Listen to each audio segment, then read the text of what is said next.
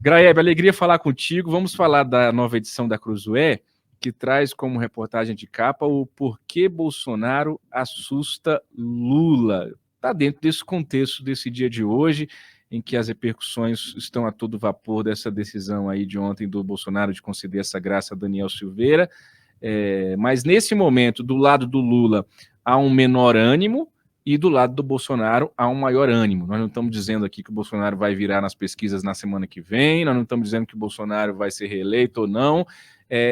O termômetro hoje dos dois lados é esse: o Lula menos animado e o Bolsonaro mais animado. Se isso vai se concretizar em intenção de voto e, por consequência, em voto em outubro, a gente ainda não sabe. Mas por que, Graeb, hoje esse é o clima? Como vocês podem ver aí na capa mesmo, a gente tem essa ideia de que no final do ano, uma vitória no primeiro turno parecia possível para o Lula. E essa vitória no primeiro turno está se tornando cada vez mais improvável, né? E aí isso é um consenso entre todos os analistas políticos, as pessoas que fazem pesquisa e tudo mais. Então essa vai ser uma eleição de 2 turnos.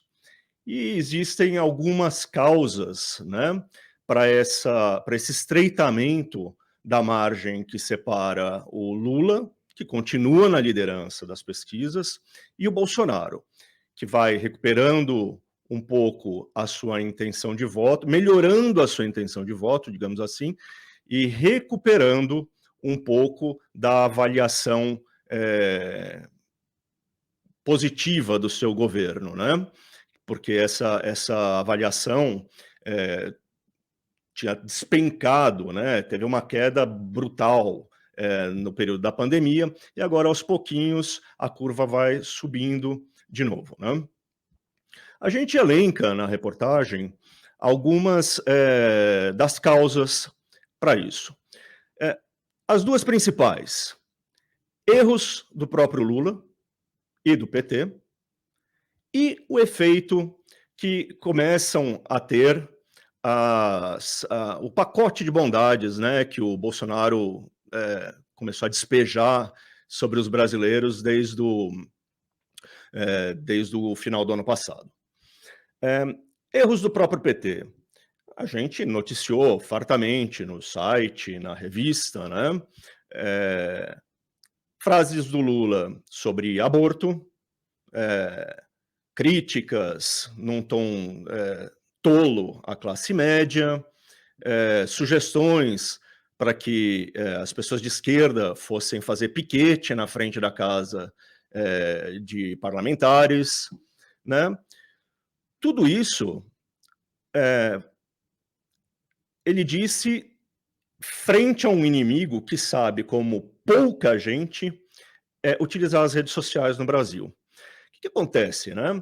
Como dizem os especialistas, rede social não se transforma, popularidade em rede social não se transforma diretamente em voto. O que popularidade em rede social significa é capacidade de pautar as discussões, né? É isso que o Bolsonaro consegue fazer.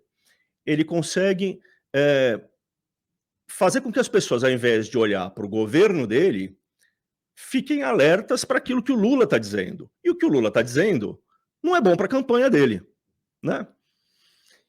Então, eu acho que uma das frases mais reveladoras que eu ouvi enquanto apurava essa reportagem foi do Maurício Moura, que é o diretor e fundador, né, de um instituto de pesquisa que se chama Ideia Big Data, que ontem, inclusive, lançou pesquisa que também captou esse estreitamento da diferença entre os dois candidatos, né?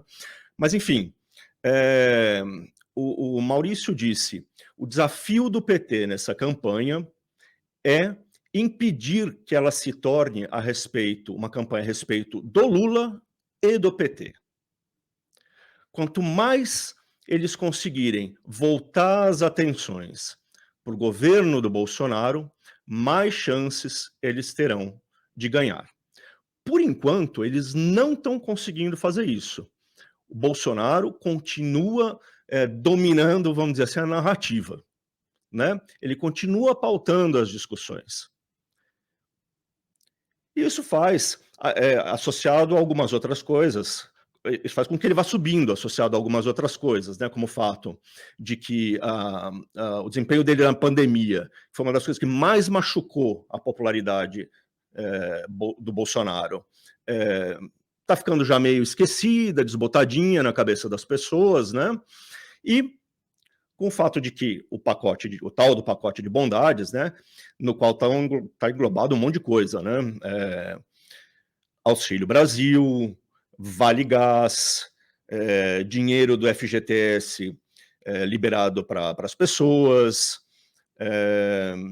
antecipação do 13º dos pensionistas do INSS, dos aposentados, quer dizer, um monte de dinheiros que estão caindo aí nas mãos das pessoas e que ajudam a superar um pouco, né, essa sensação que não é só uma sensação, porque ela está calcada em uma coisa bem concreta, né, de que a vida está difícil. Tem inflação, os preços estão subindo, tudo mais.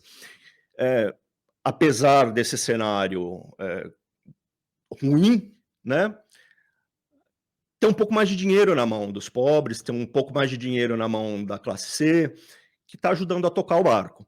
E isso se reflete em melhora também da avaliação do Bolsonaro. Então a gente tem esses dois fatores. Bolsonaro com coisas legais que ele fez chegar à população, e Lula e PT sem conseguirem controlar a história. Eles não estão conseguindo impor uma narrativa de campanha. E daí eles viram alvo, né? Então, o raciocínio é mais ou menos esse. Agora, isso garante que o Bolsonaro vai virar o jogo? De forma nenhuma. Não é garantia, né?